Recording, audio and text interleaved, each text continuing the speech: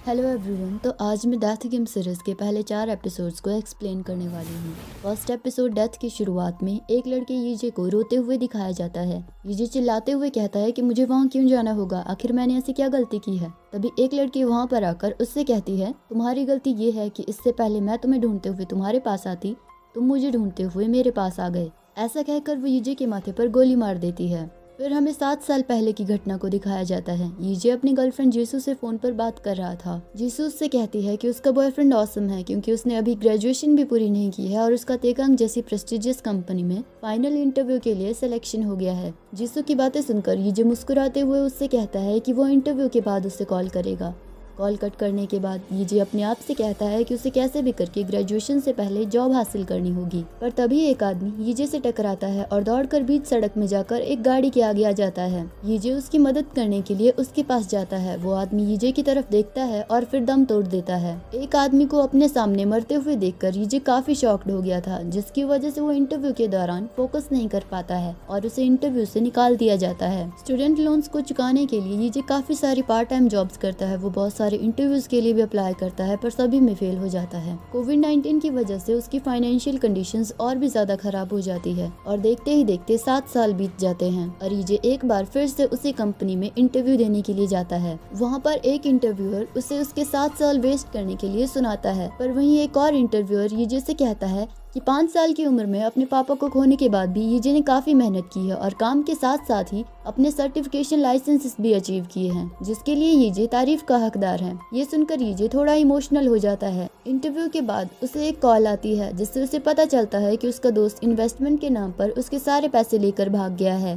Police के पास जाने पर उसे पता चलता है कि वो इस बारे में कुछ नहीं कर सकते क्योंकि उसे एक तरह का इन्वेस्टमेंट लॉस हुआ है। वापस आते वक्त उसे अपनी गर्लफ्रेंड जीसू एक आदमी की कार से उतरती हुई दिखाई देती है। वो जीसू के पास जाकर उससे पूछता है कि क्या वो किसी और को डेट कर रही है, तो जीसू उसे साफ मना कर देती है। जीसू यीजे को कुछ पैसे देते हुए कहती है कि वो पिछले महीने से इंटरव्यू की तैयारी कर रहा था, जिसकी वजह से वो किसी भी पार्ट टाइम जॉब को नहीं कर पाया, तो इन पैसों से उसकी मदद हो जाएगी। ये सुनकर यीजे जीसू से कहता है कि वो उस पर बोझ नहीं बनना चाहता है, इसलिए उन दोनों को ब्रेकअप कर लेना चाहिए। और जीसू उससे कहती है कि ब्रेकअप के बजाय उसे कामयाब होने के लिए और मेहनत करनी चाहिए। यीजे उससे कहता है कि वो काफी समय से यही कर रहा है। वो जीसू से ब्रेकअप करके रोते हुए घर वापस आ जाता है और देखता है कि उसके मकान मालिक ने रेंट न चुकाने की वजह से उसका सारा सामान घर से बाहर निकाल कर रख दिया है। वो पूरी रात अपने घर के बाहर बारिश में भीगते हुए बिताता है। सुबह होने पर उसे तेकांग कंपनी का मैसेज आता है, जिससे उसे पता चलता है कि वो इस बार भी इंटरव्यू में फेल हो गया है। डिप्रेस्ड यीजे एक बहुत ही ऊंची बिल्डिंग के टेरेस पर जाता है और अपने आप से कहता है कि 7 साल पहले अगर उस कमीने आदमी ने मेरे इंटरव्यू वाले दिन मेरी आंखों के सामने सुसाइड नहीं किया होता तो शायद आज मैं यहाँ पर खड़ा नहीं होता। अब मेरी जिंदगी में कोई उम्मीद नहीं बची है, इसलिए अब मुझे मौत से नहीं बल्कि जिंदगी से डर लगता है। मौत तो मेरे दर्द और तकलीफों को खत्म करने का एक जरिया है। ऐसा कहकर वो बिल्डिंग के नीचे कूद जाता है। उसके कूदने के बाद उसे उसकी माँ की कॉल आती है। जब यीजे अपनी आंखें खोलता है तो अपने बदले हुए चेहरे को देखकर हैरान हो जाता है। तब एक लड़की उससे कहती है कि तुम मर चुके हो और मैं इस बात का प्रूफ हूँ। यीजे को कुछ समझ नहीं आ रहा था, तो वो लड़की अपने ग्लासेस उतारकर यीजे को अपनी आंखों में एक अजीब सी दुनिया दिखाती है, जहाँ पर बहुत सारे लोगों की चीखने चिल्लाने की आवाजें आ रही थी और जमीन में से मुर्दे रेंग रहे थे। उस दुनिया में यीजे उस लड़की से पूछता है कि क्या हम नरक में हैं, पर वो लड़की कहती है कि अभी नहीं, पहले मुझे तुम्हें तुम्हारे पाप की सजा देनी है। यीजे उससे पूछता है कि तुम मुझे सजा देने वाली कौन होती हो, तो वो लड़की उससे कहती है कि मैं ही इकलौती हूँ जो कभी नहीं मरूंगी, क्योंकि मैं मौत हूँ और तुमने मेरी बेइज्जती की है, जिसके लिए मैं तुम्हें सजा दूंगी। ऐसा कहकर वो उसे उन मुर्दों के बीच नोचने के लिए फेंक देती है। पर तभी यीजे की उसकी सब्स्टिट्यूट बॉडी में आंखें खुल जाती है और फिर वो डेथ से पूछता है कि मेरी सजा क्या होगी। डेथ उसे बताती है कि भगवान ने तुम इंसानों को एक लंबी जिंदगी जीने के बाद सिर्फ एक बार ही मौत मिलने का अधिकार दिया है, पर तुम्हें 12 बार दर्दनाक मौत मिलेगी। तुम्हारी आत्मा ऐसे 12 लोगों के शरीर में जाएगी जो जल्द ही मरने वाले होंगे। जिस भी इंसान के शरीर में तुम जाओगे तुम हर बार मर जाओगे और तब तुम्हें पता चलेगा कि मौत कितनी ज्यादा दर्दनाक हो सकती है। और अगर तुम किसी इंसान के शरीर में रहकर मौत से बच पाए तो तुम उसी इंसान के शरीर में रहकर अपनी बाकी जिंदगी जियोगे। मैं भी देखती हूँ कि तुम मौत को कैसे कंट्रोल करते हो। ऐसा कहकर वो वहाँ से गायब हो जाती है। प्लेन में यीजे को बहुत सारी ब्रांडेड चीजें दिखती है। तभी एक चमकता हुआ ऑर्ब उसके पास आता है, जिसकी वजह से यीजे को उसकी सब्स्टिट्यूट बॉडी पार्क जिन की सारी मेमोरीज याद आ जाती है।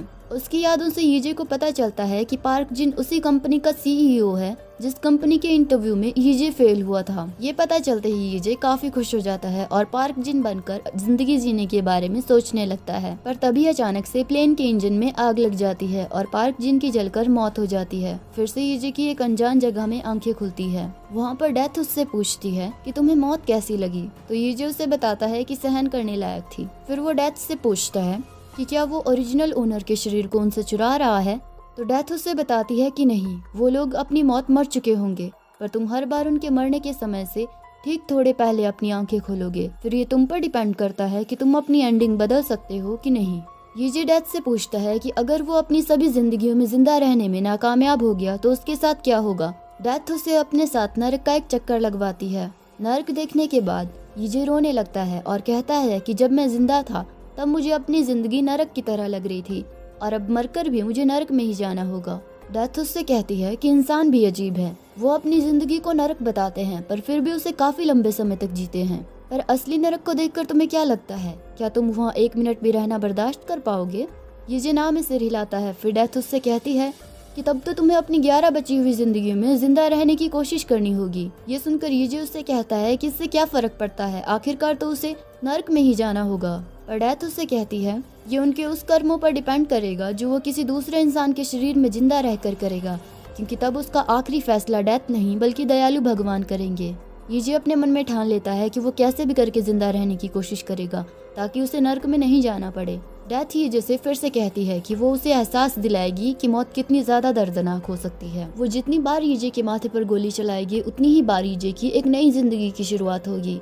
डेथ यीजे को शूट करती है और इस बार यीजे की आंखें सोंगजे के शरीर में खुलती है जो कि आसमान से नीचे की तरफ गिर रहा था। ये देखकर यीजे चिल्लाने लगता है और डेथ से कहता है कि वो आसमान में बिना पैराशूट के क्या कर सकता है। पर एक आदमी यीजे के पास आकर उसे पकड़ लेता है। तभी वो शाइनिंग ऑर्ब फिर से यीजे के पास आ जाता है, जिसकी वजह से सोंगजे की मेमोरीज और एबिलिटीज यीजे को मिल जाती है और उसे पता चलता है कि सोंगजे ने 8000 मीटर की ऊंचाई से बिना पैराशूट के स्काई डाइव किया है और इस वक्त यह सब कुछ नेशनल टीवी पर लाइव एयर हो रहा है। अगर सोंगजे सेफ्टी नेट पर लैंड होने में कामयाब हो जाता है तो उसे उसका स्पॉन्सर 3 बिलियन वॉन कैश देगा।